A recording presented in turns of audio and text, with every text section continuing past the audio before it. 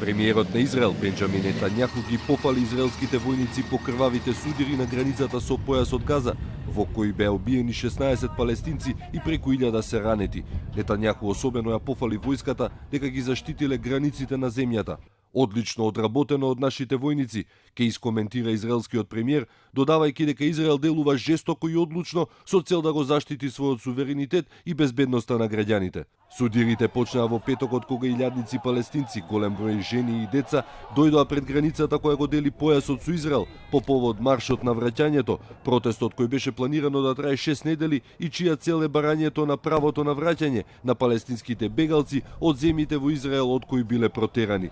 Но маршот кој се одржува секоја година од 30 март 1976 се претвори во масакар.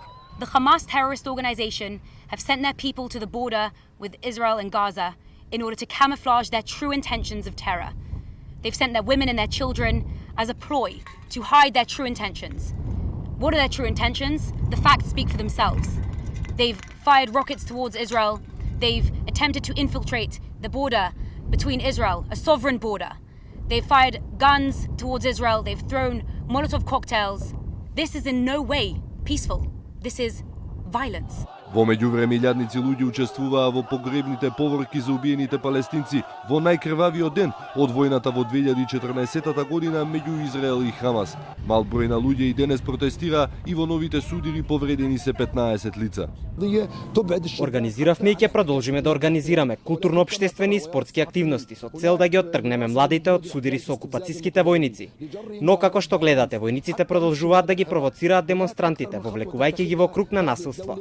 Генералниот секретар на Обединетите нации Антонио Гутереш побара независна и транспарентна истрага за судирите, додека пак САД ја блокираа нацрт резолуцијата на Советот за безбедност на Обединетите нации во која се бараше независна истрага за најновите судири и се повикуваше на воздржаност во појасот Газа. Но на Блискиот Исток не се оди подалеку од општите осуди.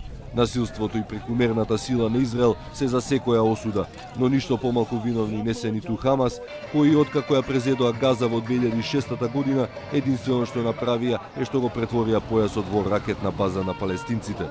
Не запира ужасниот круг на насилства и бегањето и на Израел и на палестинските власти од какво било политичко решение и смирување на конфликтот, во кој прашањето од подамна не е само кој убива луѓе, туку и кој праќа луѓе да бидат убиени.